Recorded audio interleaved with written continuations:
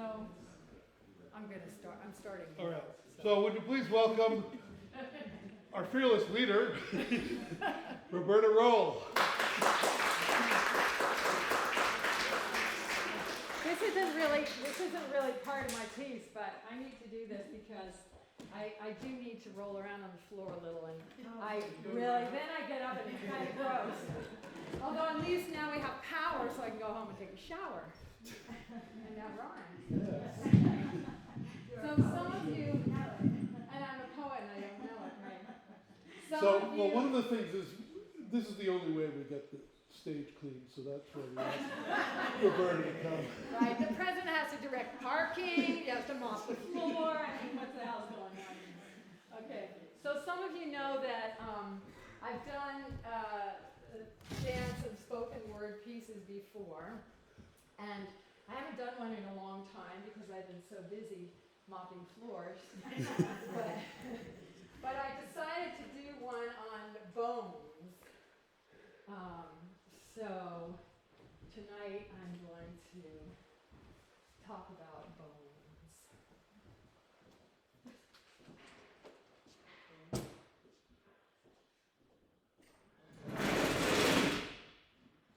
We have 5 kinds of bones.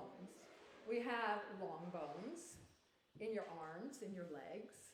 We have short bones in your wrists, in your ankles. We have flat bones of your skull, of your ribs. We have irregular bones. Your vertebrae are irregular bones. Your cheekbones, put your fingers on your cheekbones, really feel your cheekbones. They're quite irregularly shaped. And actually most of your facial bones are irregular bones. And then we have sesamoid bones, the largest of which is your patella, otherwise known as your kneecap. And those are floating bones. They're floating, but they're encased in tendons. So you have them really a lot of places in your hands. You don't feel them, you don't know about them, but they're there, they're serving a purpose. They're acting like little levers so you don't stress your tendons too much. And then we have, each bone has layers. So the outermost layer of your bone is a tough, thin membrane called the periosteum. And right underneath that membrane are all these little tunnels and channels where the blood vessels and the lymph vessels run, and they carry nourishment to the bone. Your bone is living tissue. And underneath the periosteum, and don't worry, this is a science portion, it's not going to go on too much longer. But underneath that, you have your compact bone, right? So if you feel one of your bones, and it's hard, right? So it's hard, it's compact, it's dense, it's minerals, it's calcium phosphate, and it's calcium carbonate, and it's collagen. And then, underneath that, inside the bone, most bones, not all bones, but most bones, is the cancellous bone, otherwise known as spongy bone, which doesn't sound very bone-like, but it is spongy bone, and they are thin columns of bone, and in the spaces is the marrow.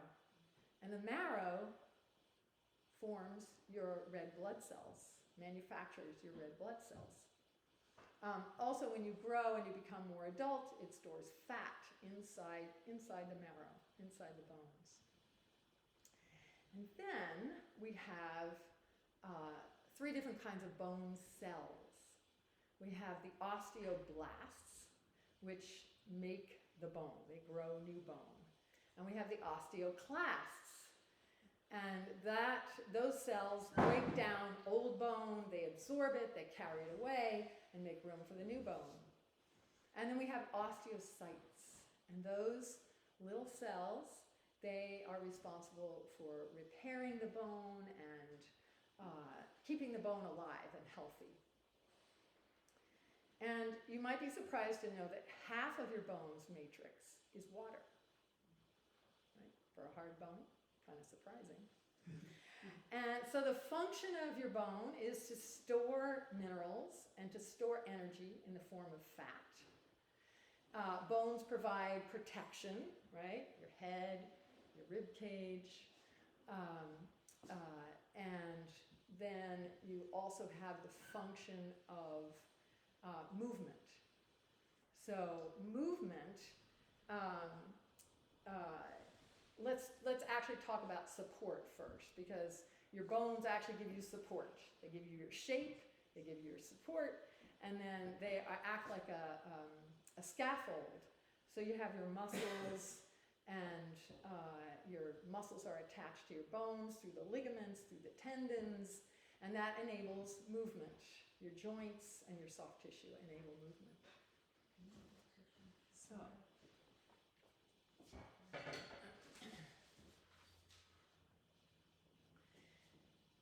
the appendicular skeleton is easy to identify. Humerus, ulna, radius, carpals, metacarpals, phalanges, femur, tibia, fibula, tarsals, metatarsals, phalanges. The axial is more central to the core and sometimes more difficult to perceive. Cranium,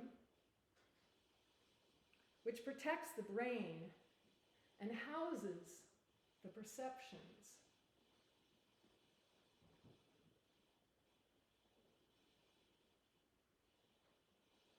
Vertebra, the spine, which protects the nerves, parasympathetic, sympathetic.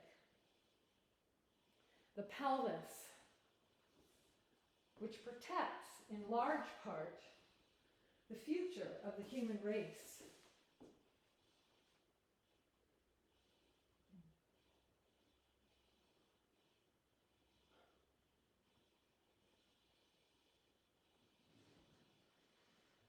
Bones, burials, skeletons, graveyards. These are not my bones. These are not your bones. Oh, but they are. Solid till the end. If you cremate someone, in the ashes are bits of bone, impervious to the flames of destruction.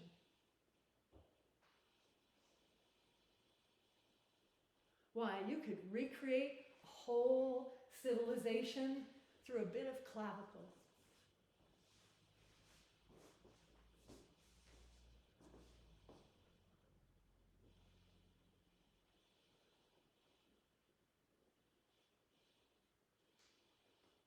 Have you ever really examined your toes?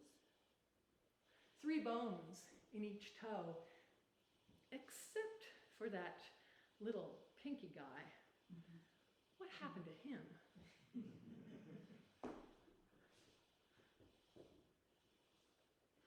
And by the way, when did feet become hands?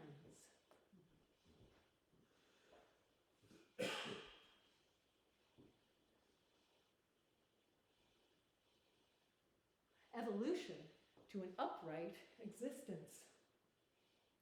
What are you standing up for? Who are you standing in for? Your brother-in-law? Children? Women? Hope? Sudan? The Constitution? God? The right of a tree to grow straight and tall, unencumbered, untoppled by an insatiable greed for gold and gas, a glut of avocados, guns.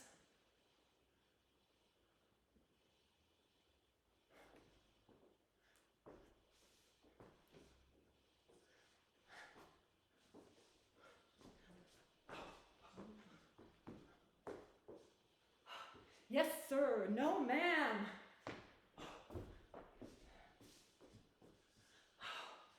I'm tired. These bones are tired. I'm going to lie down and rest and feel the ground beneath me. Underneath mineral density, rivers of marrow that birth the blood, that feed the heart, that nourish the bones, and the will to act.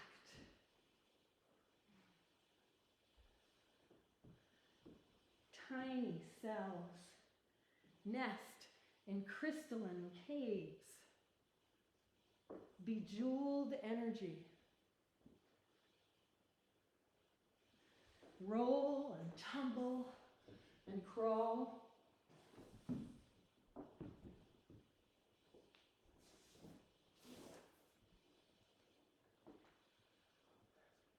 Lever and canter, finding support and place, direction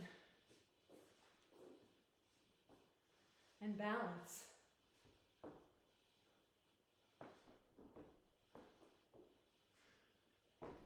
Toes and heels collide with malleolus.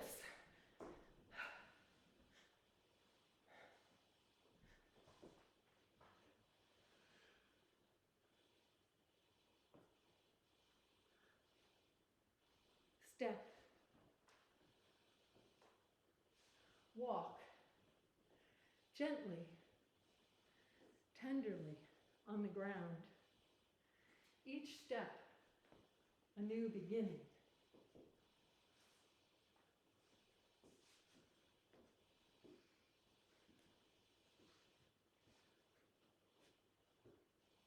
Curl, spiral, curving swoop of ribs protect the lungs, which cradle the heart for as long as we exist. What more could love ask?